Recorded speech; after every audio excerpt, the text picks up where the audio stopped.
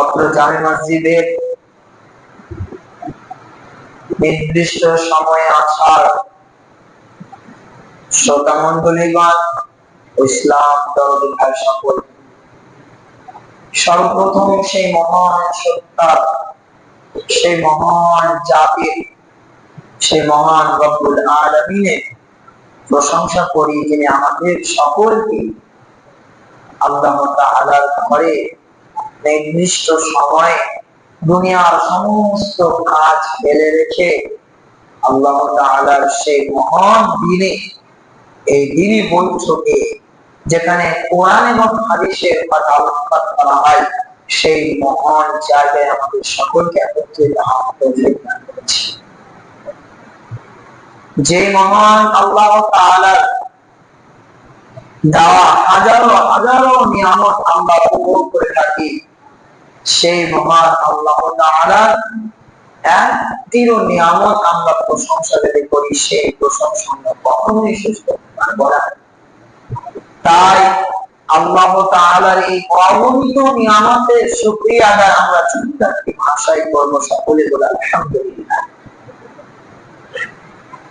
তারপরে পরে যার স্থান আল্লাহর পরে, অর্থাৎ ব্যক্তির মধ্যে সর্বশ্রেষ্ঠ ব্যক্তি,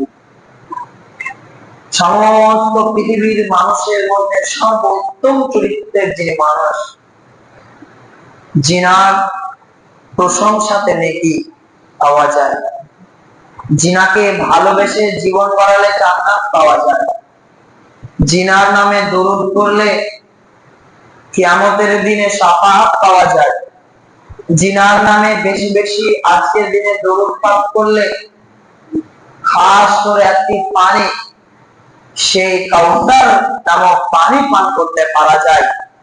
জিনার চরিত্রান্ত হলে আমাদের চরিত্র সর্বোৎকৃষ্ট মানের চরিত্র হয়। জিনাকে ভালোবাসলে আল্লাহ তাআলা ভালোবাসে, জিনার ভালোবাসার মাধ্যমে সবচেয়ে উত্তম জায়গায় প্রবেশ করতে পারি, আর সেটা হলো জান্নাত। আর সেই ব্যক্তি আর কেউ ব্যক্তি নয়, সেই মহান ব্যক্তি হচ্ছে আমার নবী, আপনার নবী, সারা বিশ্বের নবী, সকল নবীর নবী এবং আল্লাহ তাআলার হাবিব, আখির নবী হযরত মুহাম্মদ সাল্লাল্লাহু আলাইহি ওয়াসাল্লাম। তিনার প্রতি হাজার হাজার শান্তির দ্বারা এবং দরুদ বিবর্ষিত হোক, সকলে বলেন আমিন। আল্লাহুম্মা সাল্লি আলা আল্লাহ। সম্মানিত শ্রোতা, একটা কন্টিনিউ বিষয় ছিল আপনাদের সামনে, আমি বলে যাচ্ছিলাম নামাজ সম্পর্কে, আর সেই নামাজ সম্পর্কে বলতে গিয়ে সাতটা পর্যন্ত আমরা আসতে পেরেছিলাম। তবে আজকের দিনে সেটাকে আমি পজ রাখছি, স্টপ রেখে অন্য একটা বিষয়। কারণ আপনাদের বলেছিলাম যে কারেন্ট বিষয়ে ইমাম সাহেবকে চৌকান্ন থাকা মানুষকে বুঝানো, এটা একটা ইমামের বা একজন নেতার কর্তব্য। একটা কারেন্ট বিষয় আজকের দিনে, আপনারা জানেন কি জানেন না, আজকের দিনে দুটো বিষয় আছে। একটি হচ্ছে টিচার্স ডে, শিক্ষক দিবস, আর আরেকটি হচ্ছে মিলাদুন নবী মুহাম্মদ সাল্লাল্লাহু আলাইহি ওয়াসাল্লাম। আমরা হয়তো টিচার্স ডে জানতাম, কিন্তু মিলাদুন নবী জানতাম না অনেকেই। আমরা ইংরেজদের অনুভূতিতে, ইংরেজদের দাওয়া পন্থায় চলতে খুবই ভালোবাসি, আর আমরা ভাবি যে গৌরবময় জীবন এটাই, ইংরেজদের ছায়া, ইংরেজদের চলার মতো আমরা চলি। এটা ঠিক যে ইংরেজদের তৈরি জিনিস যদি আপনি ব্যবহার না করেন, তাহলে আজকে জামান আপনি কানা, অন্ধ। কারণ কজন মুসলিম ব্যক্তি আছে, কটা মুসলিম রাষ্ট্রের মানুষ আছে যারা কারেন্ট তৈরি করে, গাড়ি তৈরি করে, মোবাইল তৈরি করে, কজন? তাহলে আমি যদি ভাবি ইংরেজদের দেওয়া কোনো জিনিস ব্যবহার করবো না, তাহলে জওহরলাল নেহরুর মতো দুটো ধুতি পরে আমাদের তারা, তিনি তাই করতেন। ইংরেজদের এত বেশি ঘৃণা করতেন যে ড্রেস করতেন না। যদিও তিনি ব্যারিস্টার ছিলেন, যদিও তিনি আমেরিকা থেকে, ইউএস থেকে ল সম্পর্কে জ্ঞান অর্জন করে এসেছিলেন, তবুও তিনি ধুতি পরে একটা সাদা কাপড় পরে রাষ্ট্রের জীবনকে অতিবাহিত করেছেন। কারণ তিনি ইংরেজদের পছন্দ করতেন না, তাই তাদের জন্য করতেন না। তাহলে আমাদের ওই রকম ভাবে চলতে হবে। তো আমরা বা ইসলামের যে সমস্ত ইসলামিক স্কলাররা আছে, তারা কখনো বলবে না আপনি তাদের জিনিস ব্যবহার করেন। তবে এটা অবশ্যই বলবে, বা আমি বলেছিলাম এর আগে, যে তাদের জালে আমাদের ফাঁসতে হবে, তাদের পাতানো জাল থেকে আমাদের পাকে সরিয়ে রাখতে হবে, আমাদের দেখে দেখে ধাপ ফেলতে হবে, যাতে তাদের পাতানো জালে আমরা না পড়ে যাই। তার জন্য যেটা আপনাদের জন্য কথাটা বললাম, যে আমরা ইংরেজদের দেওয়া পন্থায় চলতে পছন্দ করি। তা আজকের দিনে যে শিক্ষক দিবস, টিচার ডে, 5 সেপ্টেম্বর সকলে যায়, কিন্তু আজকে নবী দিবসটা জানি না। কিন্তু যারা জানেন না যে নবী দিবস, আলহামদুলিল্লাহ, আমি বলিনি আপনাকে বাধ্য করে জানতে হবে, কিন্তু এর ব্যাপারে জ্ঞান রাখা উচিত। কারণ আল্লাহ তাআলা বলছেন ইন্নামা ইয়াখশাল্লাহু মিন ইবাদিহিল, নিশ্চয়ই যারা জ্ঞানী তারাই আল্লাহকে বেশি ভয় করে। তাহলে আমি আপনি জানি না যে নবী দিবস কবে বা কি হয় এর মধ্যে, তাহলে বলে কি করে মানতে পারবো সেই জিনিসটাকে, বা সেটা থেকে অ্যাভয়েড করবো কিভাবে, সেটা থেকে পিছিয়ে থাকবো কিভাবে? তার জন্য সেই ব্যাপারে জ্ঞান রাখা। আজকের মূল কথা হচ্ছে দুটি বিষয় নিয়ে, আর এই দুটি বিষয় একই সঙ্গে এর সংজ্ঞা দেওয়া হয়ে যাবে, একই সঙ্গে বিষয় হয়ে যাবে। কারণ এর দুটি মূল হচ্ছে যেটা ইসলামের দৃষ্টিকোণ অনুযায়ী পালন করা যাবে। ইসলাম এমন একটা ধর্ম, যেই ধর্মে কোন মানুষেরই বা কোন দিনকে টার্গেট করে সেই দিনকে বা সেই মানুষের জন্ম মৃত্যু পালন করা একেবারে অবৈধ। ইসলামের দৃষ্টি সেটা করা যাবে না। এজন্য না আমরা কোনো ব্যক্তির নামে আমরা দিন উদযাপন করি, আর না কোনো ব্যক্তির জন্ম এবং মৃত্যুর নামে আমরা দিন উদযাপন করি। যেমন আমরা মুসলিম, এবং মুসলিম নামে অনেক মানুষ আছে। আজকে যেমন একটা আমাদের হিন্দু স্যার বলছেন অনেক মুসলমানরাই তো নবী দিবস পালন করে, আমরা তো দেখেছি, টেলিভিশনে দেখছি, আশপাশে দেখছি। তারা কি আসলেই প্রকৃতপক্ষে মুসলিমের সংজ্ঞা তাদেরকে দেওয়া যাবে না? দাও। আমি আপনি যদি দেখি যে প্রকৃতপক্ষে মুসলিমকে, তাহলে ভালো মুসলমানকে দেখতে হবে, নাম ধরে মুসলিম দেখতে হবে। নাহলে আপনি অনেক মুসলিম পাবেন যাদের দাড়ি নাই, অনেক মুসলিম পাবেন যারা টাকুর নিচে প্যান্ট পরে, অনেক মুসলিম পাবেন যাদের বাড়িতে হারাম ব্যবসা হয়, অনেক মুসলিম পাবেন নামাজ পড়ে হয়তো হারামের লিপ্ত আছে। তাহলে তারা তো মুসলিম, আসল মুসলিম তারা না। তারা মুসলিম নাম রেখেছে কারণ তাদের বংশের পরম্পরা সকলের মধ্যে, তাদের ধর্মের নাম ইসলাম, সে যদি মুসলিম হতে পারে, কিন্তু আল্লাহ তাআলার, আল্লাহ রাসূলের বাণী মানে মুসলিম না, তার আসল নামের সাথে তার সংজ্ঞা হচ্ছে না মুসলমান। তার জন্য একটা উদাহরণ ছোট্ট খুবই সুন্দর, যে আপনি মুসলিম কি করে জানবেন যে এই ব্যক্তি প্রকৃতপক্ষে মুসলিম? কার কাছ থেকে আপনি জানবেন? এই যে এক্ষুনি বললাম যে প্রকৃত মুসলমানের কাছ থেকে মুসলমান কি বা মুসলিম কি, ইসলাম কি ধর্মটা জানতে হবে। আপনি ধরেন একটা ভালো একটা গাড়ি কিনতে গিয়েছেন শোরুমে, যদি এটা জানেন না উদাহরণ দিয়েছেন, খুবই সুন্দর। ভালো একটা শোরুমে গাড়ি কিনতে গেছেন, BMW করে রাখেন, রোলস রয়েস, যে কোনো একটা গাড়ি। আপনি সেই গাড়িটা ভালো কিভাবে জানবেন? সবচেয়ে ভালো একটা ড্রাইভারকে আপনি নিয়ে যাবেন, তারপরে তো দেখবেন যে গাড়িটা ভালো চলছে, দাঁড়াতে পারছে, তারপর আপনি জানতে পারবেন। আপনি যদি একটা দূর করার যে ভালো ড্রাইভারের না, তাকে নিয়ে যান, আসলে তাহলে আসলে করে রাখেন, বলবেন গাড়িটা ভালো না, করবেন কি করবেন? কারণ আপনি জানেন যে ড্রাইভারটি পাবেন। তো গাড়ি আপনি দেখার সময় আপনি ভালো ড্রাইভারকে যেভাবে আপনি দেখেন, সেম ওরকমই আপনি ইসলাম ধর্মটা কি, মুসলিম কারা, ভালো মুসলমান দিয়ে জানতে পারবেন। আপনি যাকে তাকে আপনি দেখে নিলেন বলেন মুসলিমেরা ইসলাম হচ্ছে এটাই না, সে যদি আপনি আমি ইসলাম কি জিনিস দেখতে চাই, তাহলে আমাদের সে ব্যাপারে ধ্যান রাখতে হবে, নচেত আমাদের সে ভুল ধারণা দিয়েছে ইসলামে। যেটা বলছিলাম যে আমরা 12 রবিউল আউয়াল পালন করতে হবে। যদিও মুর্শিদাবাদের মধ্যে এই লালগড়ের কিন্তু আর কলকাতা পশ্চিমবঙ্গের প্রচুর, কলকাতায় প্রচুর, কারণ আমাদের বেশি পালন করতে আলহামদুলিল্লাহ আমাদের মধ্যে কম। বাংলা রবিউল আউয়ালে যে আমরা মুহাম্মদ সাল্লাল্লাহু আলাইহি ওয়াসাল্লামের জন্মদিন হিসাবে পালন করে থাকি, এটা কি ঠিক?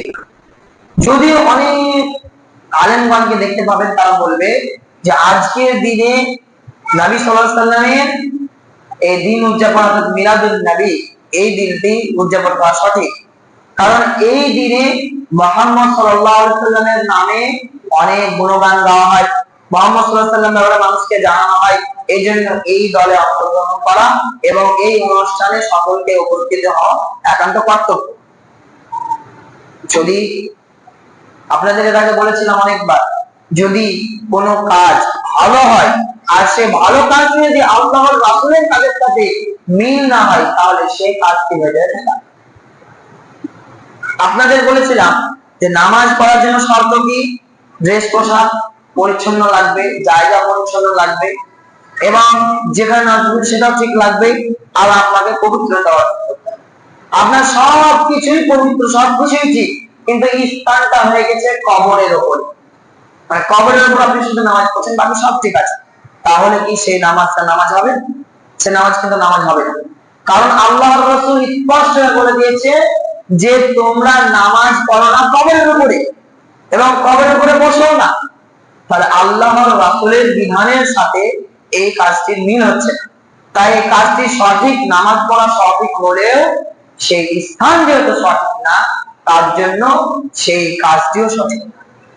যদি আপনি বলেন যে রাসূলের নামে গুণগান গাওয়া, গুণকীর্তন গাওয়া, এটা তো সঠিক কাজ, যদিও এই কাজটি সঠিক হয়, তবে এই সময়টা অন্য, এই জিনিসটা অন্য, এই পরিস্থিতি আমরা তৈরি করেছি, যেই দিনে উদযাপন সৃষ্টি করেছি, শুরু করেছি, এটা অন্যায়। এই কাজটির সাথে আল্লাহ রাসূলের মিল খাচ্ছে না, তাই এই কাজে সামান্য পরিমাণ ভালো থাকলেও বা বেশি পরিমাণে ভালো থাকলেও সামান্য পরিমাণে বেদাত বা শিরক ঢুকে যাচ্ছে, তাই পুরোটাই বেকার।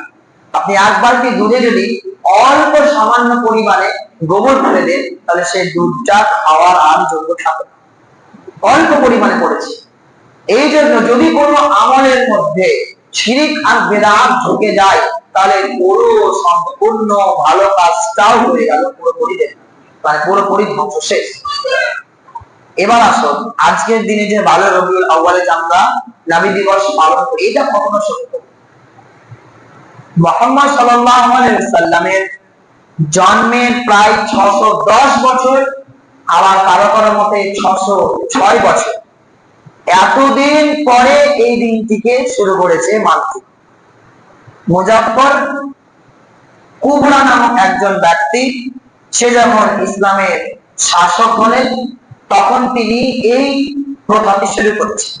যদিও যখন শুরু করে তখন তাদের কাজ ছিল একটাই, যে এই দিনে শুধুমাত্র মুহাম্মদ সাল্লাল্লাহু আলাইহি ওয়াসাল্লামের নাম জিকির আজকার করা হবে, তার ব্যাপারে কিছু বলা হবে, আর যেখানে একত্রিত মানুষগুলো হবে সেখানে কিছু খেতে দেওয়া হবে।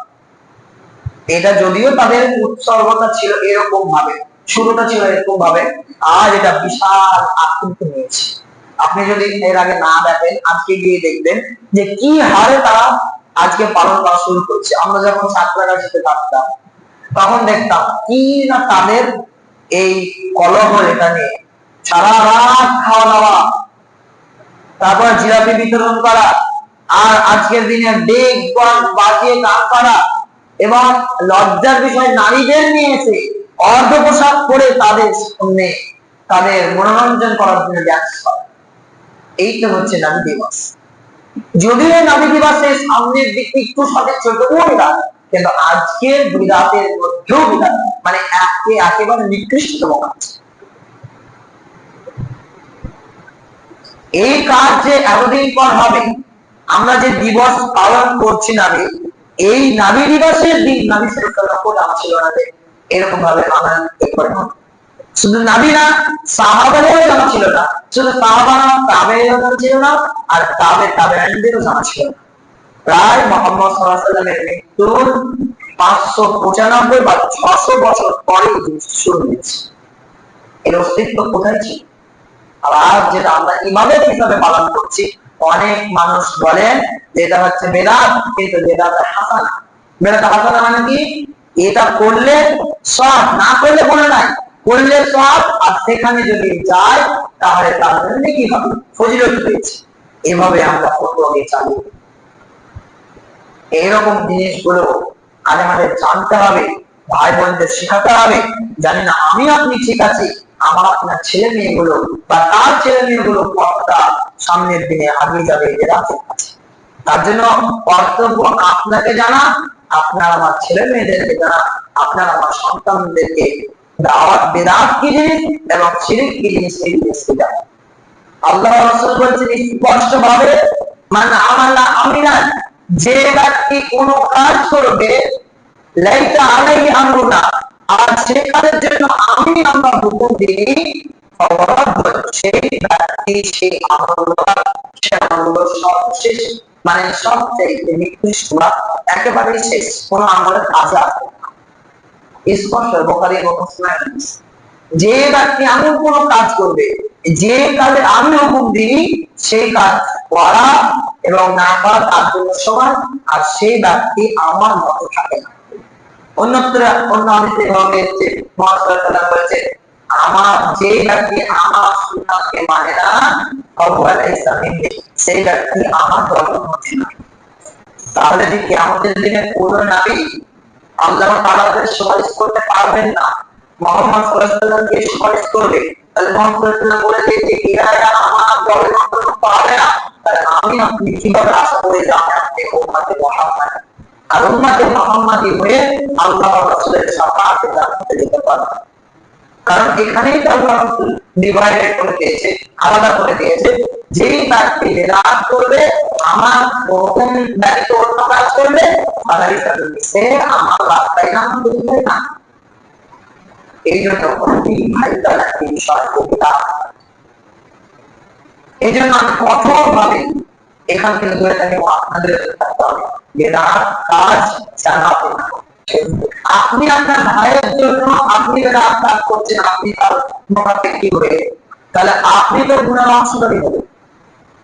এখন আপনার আপনার চেপে যাবেন, রেগে যাবে, এই মাইকা অ্যানাউন্স করা মৃত্যুবরণ করবো, এটা ঠিক না। বেদআত জায়েজ বিদআত আমি করি না, অনেক মানুষ করে দেয় তার কখন। এবং আমি বলি যে আপনি গুনাহ করছেন এবং সেই ব্যক্তি ভাইয়া হয়ে আপনি গুনাহ করলেন এবং তার হওয়াতে এমন আপনাকে আমাকে এমন হওয়া উচিত যে মৃত্যুর আগে আমি বলে দেবো যে আমার মাইকে যেন অ্যালাউন্স না হয়, তাহলে জাহেলি যুগের কাজ। আপনারা বলেন তাহলে আমার দাদু মারা গেছে, তাহলে সে গুনাহ করেছে, তার জন্য আপনি কেন করবেন? সে তো আরো অনেক গুনাহ করেছিল, আপনি এটা বেঁচে গেছেন। বাঁচতে শিখতে হবে, মৃত্যুর আগে পর্যন্ত শিক্ষা অর্জন করতে হবে। আর যা যা ভুল করেছে আমি আপনি, আমার বাপ-দাদারা যে ভুলগুলো করেছে সেগুলো আপনাকে আমাকে বেঁচে থাকতে হবে। আর অনেক বেদাত কাজগুলো আছে, এই সমস্ত বেদাত কাজ থেকে বেঁচে থাকতে হবে। নাহলে আমল করার পরেও সেই আমলের আমাদের নেকি পাবো না, বরং আমরা উল্টে গুনাহ আমাদের খাতায় লিপিবদ্ধ করা। এই জন্য খুবই একটি ভাইটাল বিষয় এই বিষয়টা। এই যে মুহাম্মদ সাল্লাল্লাহু আলাইহি সাল্লামের নামে আমরা অনেক দুর্নীতি এবং অনেক মিথ্যা ইসলামের নাম দিয়ে আমরা উদযাপন শুরু করেছি, সমস্ত জিনিস মিথ্যা। আপনাকে যদি একটা স্যার বলে যে আপনি ধানের শীষ নিয়ে আপনি রচনা লিখুন, আপনি সাহিত্যিক ভাবে অনেক জ্ঞানী, অনেক পণ্ডিত, আপনার কাছে এই ধানটি অনেক গুরুত্বপূর্ণ একটা জিনিস, তার জন্য আপনি মধুর ভাষা নিয়ে এত সুন্দর রচনা করলেন যে তাকে শ্বাসখোলের মতো একটা রচনা লিখে দিলেন। অর্থাৎ ধান না লিখে আপনি শ্বাসখোলের একটা রচনা লিখলেন, তাহলে যে পরীক্ষা নিবে সে কি আপনাকে নাম্বার দেবে? কত নাম্বার দেবে? 0। কারণ আপনাকে যে বিষয় লিখতে দেওয়া হয়েছিল সেই বিষয় না লিখে বাড়িয়ে চাড়িয়ে আপনি অন্য একটা বিষয়ে রচনা লিখেছেন। এই দুনিয়াবী শিক্ষার মধ্যে যদি একজন শিক্ষক সামান্য নাম পরিবর্তন করে দেওয়ার কারণে আপনাকে 0 দেয়, তাহলে আপনি দিনের ব্যাপারে বাড়িয়ে চাড়িয়ে উল্টা পাল্টা একটি বিষয় ঢুকিয়ে দিলেন, তাহলে আপনাকে আল্লাহ তাআলা কি বলেন? এই জন্য খুবই ভাইটাল একটি বিষয় যদি এই সামান্য পরিমাণ বেদাত, এই সামান্য পরিমাণ শিরক আমলের মধ্যে ঢুকে যায়, তাহলে এই সমস্ত আমলকে ধ্বংস করে। এজন্য এই কাজ থেকে আমাদের বেঁচে থাকতে হবে, নচেৎ আমাদের কোনো আধ্যায়। চলতি পথে আমাদের আরো অনেক বেদাতের কাজগুলো আছে, আমাদের একটা একটা যদি আমরা একটা করে অ্যাভয়েড করতে পারি, তাহলে পারে এই সমস্ত বিষয় থেকে আমরা অচিরেই একটা সমাজ দেখবেন সব বেদাতগুলো আমাদের সামনে মুছে গেছে। আর বিরাট এমন একটা জিনিস যে শয়তান এত বেশি এর উপরে খুশি হয়, মানুষ দেখো যদি কোনো মানুষ গুনার কাজ করে তাহলে সে ভাববে আমি গুনার কাজ করছি। আমি নামাজ পড়ি না, আমি ভাববো যে আমি নামাজ পড়ি না, আমি গুনার কাজ করেছি। কিন্তু বিরাট এমন একটি গুনাহ যে শয়তান কেন প্রতি খুশি হয়, কারণ যে ব্যক্তি বিরাট করে সে ভাবতেই পারে না গুনার কাজ করছি, বরঞ্চ সে ভাবে যে আমি এই কাজের দ্বারা নেকি অর্জন করছি, আর এই কাজ থেকে সে কখনোই ফিরে আসে। যদি আপনি গুনার কাজ করেন, একটা সময় এমন আসবে যে সেই কাজ থেকে আপনি ফিরে আসবে, যে আমি এতদিন অনেক গুনার কাজ করে নিয়েছি আর আল্লাহর রাস্তায় চলে আসবে। কিন্তু বেদাত করার কারণে আপনি ভাবছেন তো গুনাহ করি না, নেকিই করে যাচ্ছি, আপনি আর সেই রাস্তা থেকে ফিরে আসবেন না।